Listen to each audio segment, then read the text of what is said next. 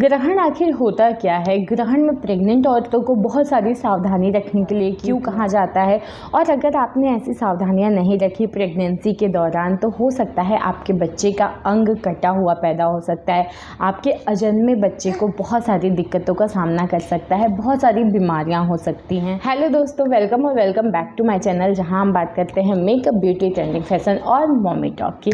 आज की वीडियो बहुत ही खास वीडियो है। आज की वीडियो सारी प्रेग्नेंट औरतों के लिए है जिनको कि बहुत सारी सावधानियां रखनी पड़ती हैं और रखनी चाहिए, क्योंकि 14 अक्टूबर को लगने वाला है सूर्य ग्रहण।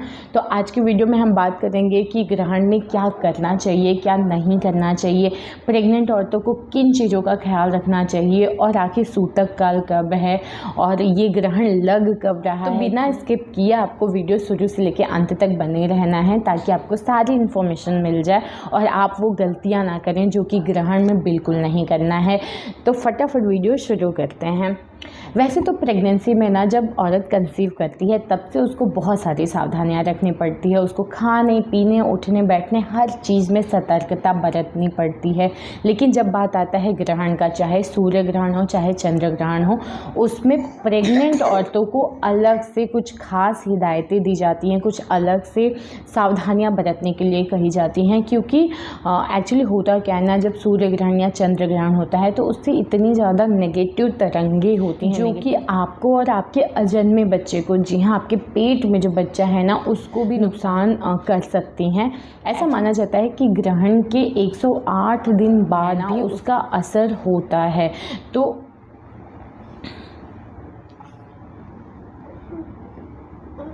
नहीं करते वो, देखो तुम्हारा फिश। तो अब हम बात करेंगे उन सावधानियों की जो कि हर प्रेग्नेंट औरत को रखनी चाहिए अगर ग्रहण चल रहा हो। तो सबसे पहले सावधानी की अगर मैं बात करूंगी तो वो है जो भी गर्भावस्था के दौरान जो प्रेग्नेंट औरत होती हैं उनको ग्रहण, चाहे चंद्र ग्रहण हो या फिर सूर्य ग्रहण हो, नग्न आँखों से, यानी बिना चश्मे के, नग्न आँखों से नहीं देखना चाहिए। आपको बिल्कुल ऐसा नहीं करना चाहिए।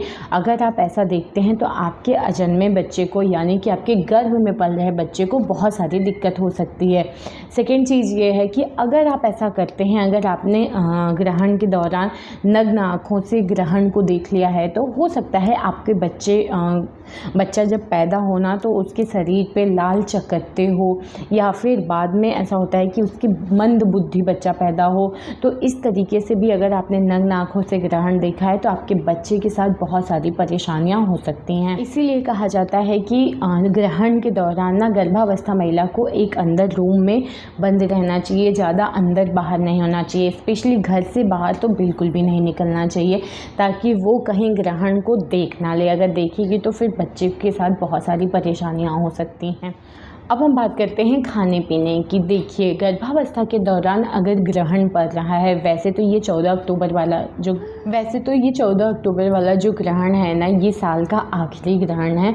तो इस टाइम पे आपको खाने पीने में क्या दिक्कत है, आपको ये सावधानी रखते हैं कि ग्रहण के दौरान आपको कुछ नहीं खाना है, साथ में ही आपको खाना बनाना भी नहीं है।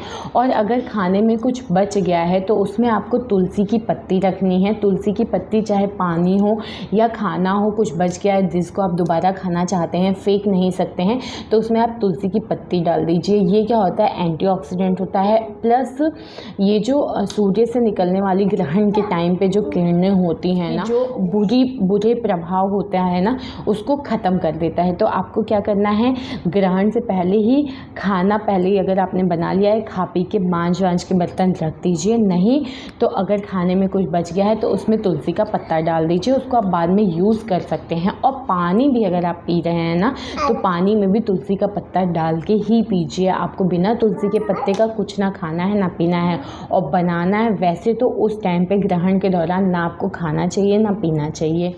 नेक्स्ट चीज़ की अगर मैं बात करूँ तो वो है आपको किचन में चाकू, छुरी, सुई, धागा, नुकीली चीज़ें जितनी भी होती हैं ना, इनको ग्रहण के दौरान बिल्कुल अवॉइड करना है, बिल्कुल यूज़ नहीं करना है। ऐसा माना जाता है कि अगर आप चाकू, छुरी या इस टाइप की नुकीली चीज़ें कुछ काटते पीटते हैं, कुछ सिलाई करते हैं, तो ये आपके बच्चे के लिए हानिकारक हो सकता है। हो सकता है आपका बच्चा कोई अंग उसका कटा हुआ पैदा हो। कई बार आपने देखा होगा कुछ बच्चों के होंठ कट जाते हैं, उंगली कटी हुई, पैदाइशी ही ऐसा होता है।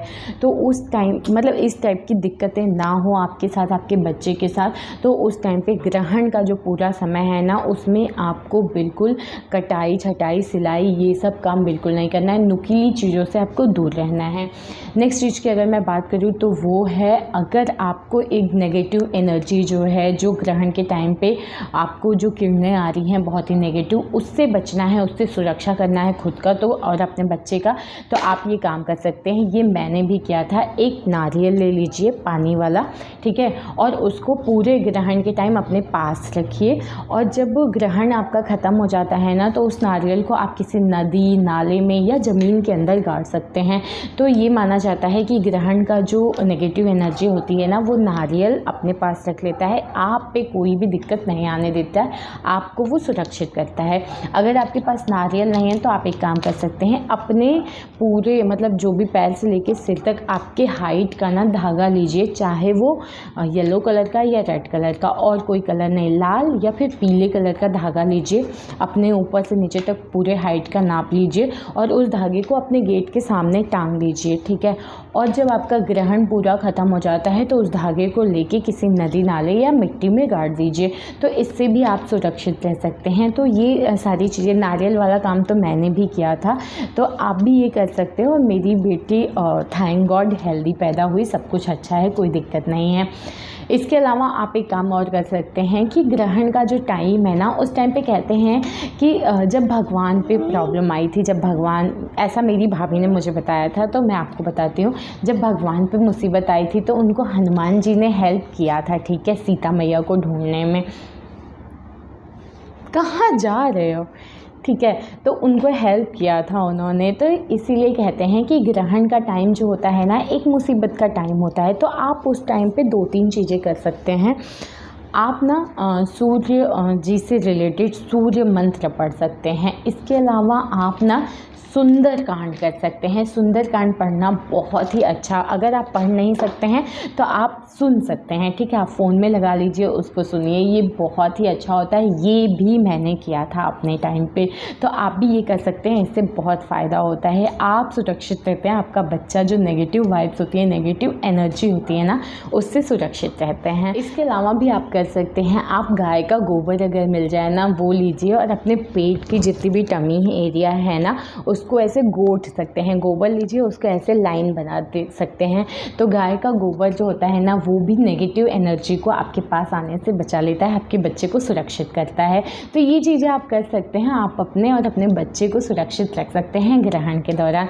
ग्रहण ख़त्म होने के बाद आपको क्या करना है, अच्छे से नहा लीजिए, नए कपड़े पहन लीजिए, पुराने नए मतलब साफ़ सुथरे धुले हुए कपड़े आप पहन लीजिए, पुराने कपड़े को मतलब धुल दीजिए। उसके बाद गंगा जल लीजिए, पूरे घर में छिड़काव करिए, घर के आसपास छिड़काव करिए, खुद के ऊपर भी करिए, तो गंगा जल से जो भी नेगेटिव एनर्जी होती है वो ख़त्म हो जाती है।